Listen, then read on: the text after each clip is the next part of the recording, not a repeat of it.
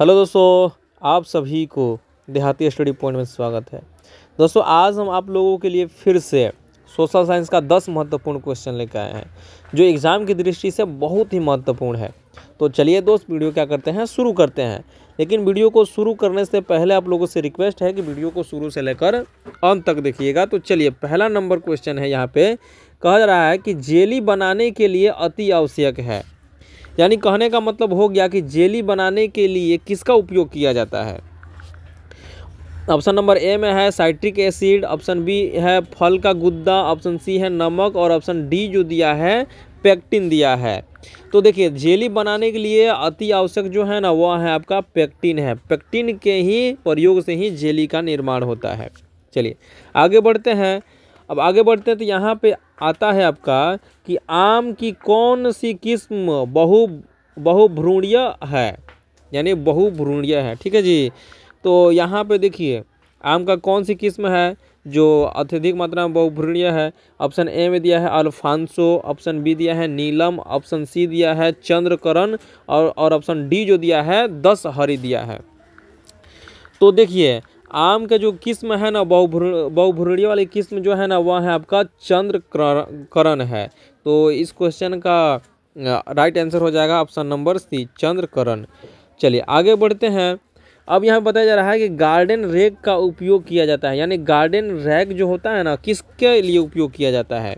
Option A में दिया है कृंतन हेतु, ऑप्शन बी दिया है पौधे प्रसारण हेतु, ऑप्शन सी दिया है खरपतवार एकत्रीकरण हेतु और ऑप्शन डी दिया है कांड छांट हेतु। ठीक है जी।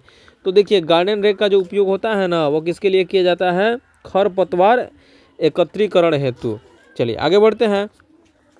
अगला नंबर क्वेश्चन कह रहा है कि अचल संधि पाई जाती है। यानी अचल संधि कहाँ पाई जाती है। ऑप्शन ए में दिया है कोहिनी में, ऑप्शन बी दिया है कपाल में, ऑप्शन सी दिया है कलाई में और ऑप्शन डी जो दिया है घुटने में। तो देखिए, अचल जो संधि होता है ना, वह कपाल में पाया जाता है। तो इस क्वेश्चन का राइट आंसर आपका हो जाएगा बी हो जाएगा। ठीक, चलिए आगे बढ़ते हैं। अगला नंबर प्रश्न कह रहा है कि जल का रासायनिक सूत्र क्या है। ये तो बहुत ही आसान है, किसी को बताने की जरूरत नहीं है, H2O होता है। ठीक है जी। चलिए आगे बढ़ते हैं। अब यहाँ पे अगला नंबर प्रश्न कह रहा है कि रक्त की शुद्धि किस अंग के माध्यम से होती है। यानी किस अंग में होती है, रक्त का जो शुद्धिकरण होता है ना, किस अंग में होता है। ऑप्शन ए में दिया है गुर्दा, ऑप्शन बी दिया है हृदय, ऑप्शन सी दिया है आमाशय और ऑप्शन डी जो दिया है फेफड़ा दिया है। तो देखिए, रक्त का जो शुद्धिकरण होता है ना, वह गुर्दा में होता है। याद रखिएगा, इस क्वेश्चन का राइट आंसर हो जाएगा आपका ए नंबर हो जाएगा। ठीक, चलिए अगला नंबर प्रश्न कह रहा है कि ग्रंथियों के द्वारा, क्या दोस्तों, ग्रंथियों द्वारा कौन सा पाचक रस स्रावित होता है। यानी पाचक रस कहने का मतलब हो गया कि जो भी हम भोजन ग्रहण करते हैं ना, तो उसको पचाने के लिए एक रस का क्या होता है, स्रावित होता है। तो वह कौन रस है। ठीक है जी। ग्रंथियों द्वारा कौन सा पाचक रस का स्रावित होता है। तो ऑप्शन ए में दिया है टाइलिन, ऑप्शन बी दिया है रेनिन, ऑप्शन सी दिया है एमाइलेज, ऑप्शन डी दिया है पेप्सिन दिया है। तो इस क्वेश्चन का राइट आंसर हो जाएगा आपका टाइलिन हो गया। टाइलिन के माध्यम से ही क्या होता है, पाचन रस का स्रावित होता है। ठीक, चलिए अगला नंबर प्रश्न कह रहा है यहाँ पे, अगला नंबर प्रश्न कह रहा है दोस्तों यहाँ पे कि किस प्रकार के वस्त्रों में अरारोट का कलफ लगाया जाता है। यानी किस प्रकार के वस्त्र में जो है ना, अरारोट का कलफ लगाया जाता है। तो ऑप्शन ए में दिया है ऊनी, ऑप्शन बी दिया है सूती, ऑप्शन सी दिया है रेशम और ऑप्शन डी जो दिया है कृत्रिम तंतु दिया है। तो इस क्वेश्चन का राइट आंसर हो जाएगा आपका बी हो जाएगा, यानी सूती वस्त्र में अरारोट का कलफ लगाया जाता है। ठीक, चलिए आगे बढ़ते हैं। यहाँ पे बताया जा रहा है कि किस प्रकार का मृदा जल पौधों द्वारा ग्रहण किया जाता है। किस प्रकार का जो मृदा है ना, जल पौधों का ग्रहण करता है। तो ऑप्शन ए में दिया है गुरुत्वीय जल, ऑप्शन बी दिया है कुस्का जल, ऑप्शन सी दिया है अर्धता ग्राही जल और ऑप्शन डी में ये दिया है इनमें से कोई नहीं।